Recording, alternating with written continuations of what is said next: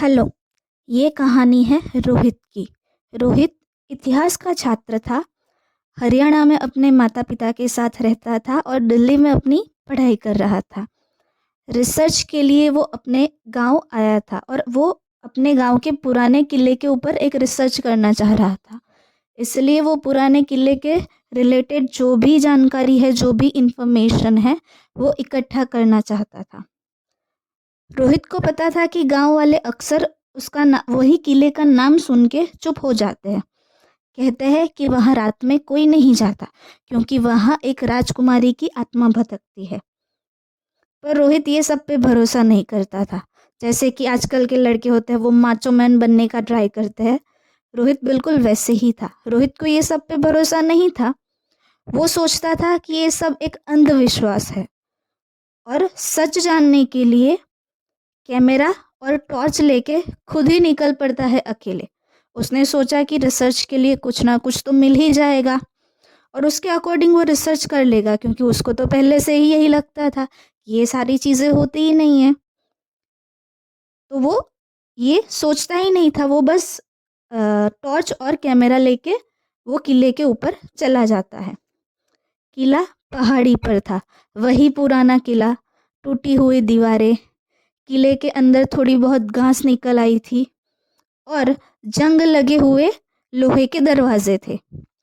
रोहित अंदर गया। अंदर जाते ही वो तो अपने मूड में आराम से चल रहा था, क्योंकि उसको लगता था कि ऐसा कुछ है ही नहीं। बट अंदर जाते ही उसको जैसे कुछ हल्का सा बदलाव महसूस हुआ। हल्का सा बदलाव मतलब कि उसको लगा कि किले के अंदर का जो एटमॉस्फेयर है और किले के बाहर का जो एटमॉस्फेयर है, वहाँ दोनों एटमॉस्फेयर के बीच बहुत सारा डिफरेंस है। मतलब कि बाहर के एटमॉस्फेयर के मुकाबले अंदर का जो वातावरण था वो बहुत अलग था। तो उसको थोड़ी बहुत ठंड महसूस हो रही थी, जबकि बाहर ठंड नहीं थी। तो उसको लगा कि एटमॉस्फेयर के अंदर इतना बदलाव क्यों है, बट फिर भी उसने वो बात को इग्नोर कर दिया। जैसे जैसे वो अंदर जा रहा था, वैसे ही अजीब सी ठंडी हवा चलने लगी थी। उसने वापस सोचा कि ये हवा इतनी तेज क्यों हो रही है, मुझे इतनी ज़्यादा ठंड क्यों लग रही है। बट तभी भी उसने सेकेंड टाइम भी उसने वो बात को इग्नोर कर दिया।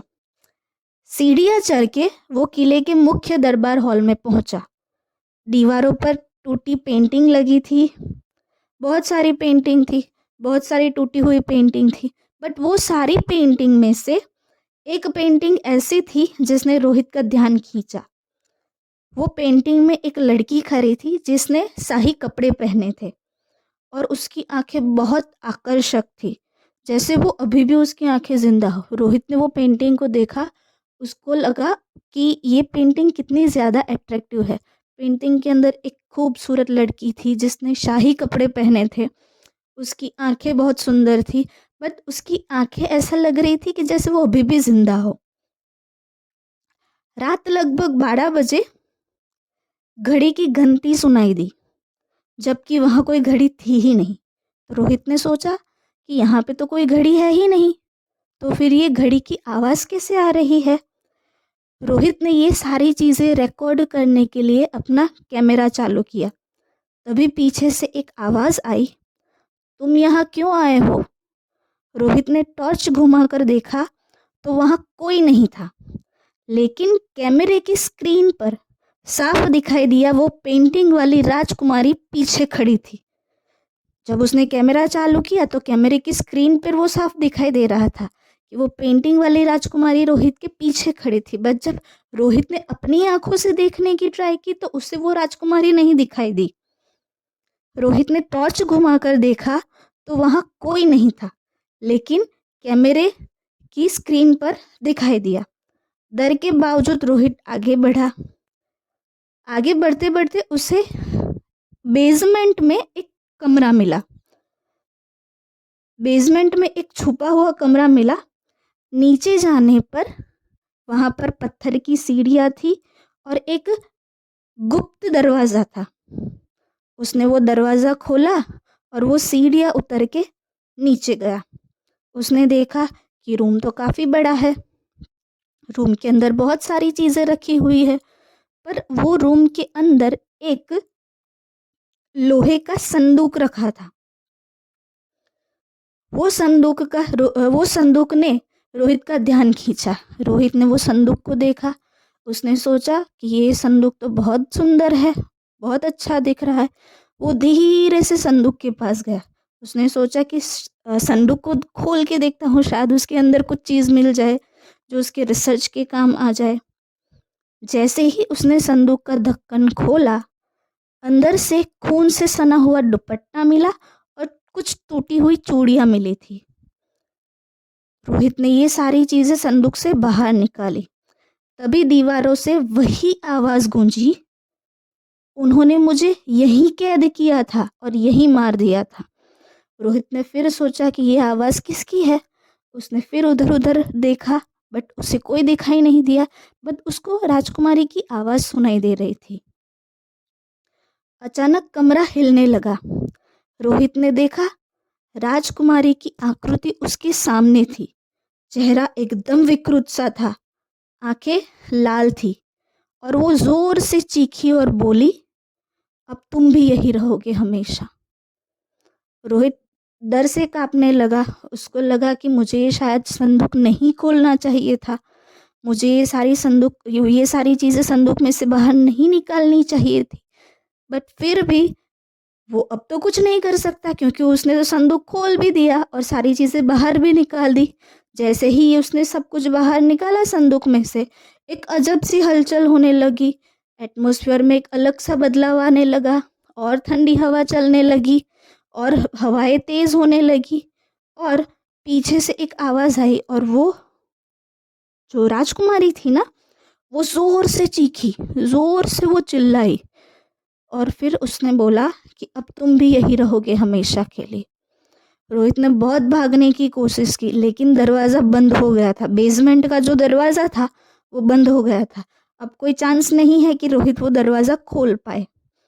और उसके कैमरे में आखिरी बार वही चीज़ रिकॉर्ड की थी कि रोहित ज़मीन पर गिरा और एक अदृश्य हाथ ने उसका गला दबा दिया। ये लास्ट सीन था जो रोहित के कैमरे में कैद हुआ था।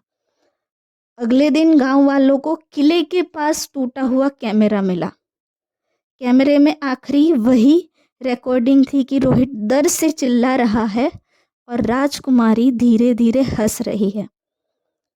सब लोग देख के डर गए कि अब हमें पता चल गया कि अब रोहित वापस नहीं आएगा, क्योंकि रोहित को राजकुमारी ने बेसमेंट के अंदर मार दिया है। अब बस सिर्फ उसका टूटा हुआ कैमरा किले के बाहर पड़ा है। तो सब लोगों ने देखा कि रोहित ज़मीन पे गिरा था और राजकुमारी ने उसका गला दबा दिया, बट राजकुमारी का हाथ उस सबको नहीं दिखाई दिया। जैसे कि एक इनविजिबल हैंड है, एक इनविजिबल एंटिटी है जिसने रोहित का गला दबा दिया है। अब रोहित वापस कभी नहीं लौटेगा। पर सब लोग कहते हैं कि किले में एक नई परछाई देखी जाती है जो कैमरा लेके घूमती है। अब सबको पता है कि किले में ये सारी चीज़ें होती है। रोहित के ये जो इंसिडेंट है उसके बाद सब लोगों को किले में एक नई परछाई दिखती है जो अब कैमरा लेके घूमती है। अब रोहित की रिसर्च भी धरी की धरी रह गई और उसने जान से भी हाथ धो दिया। इससे बेहतर है कि ये सारे झमेले में हमें पढ़ना ही नहीं है।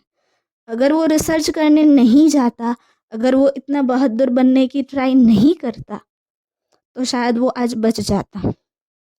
अब उसकी रिसर्च भी धरी की धरी रह गई।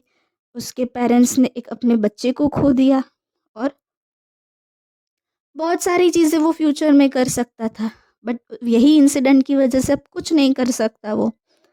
तो हमें ये समझ आ जाना चाहिए कि हमें इतना भी बहादुर बनने का नाटक नहीं करना है कि हमारी हालत भी ऐसी हो जाए। ज़्यादा बातें ईगो पे लेने की कोई ज़रूरत नहीं है। ये सारे झमेले में हमें पड़ना ही नहीं है। अगर लगता है कि खतरा है तो भाग लो वहाँ से, जान तो बच जाएगी। जिंदा रहोगे तो बहुत कुछ करेंगे, जिंदा रहेंगे तो बहुत कुछ करेंगे। Thank you.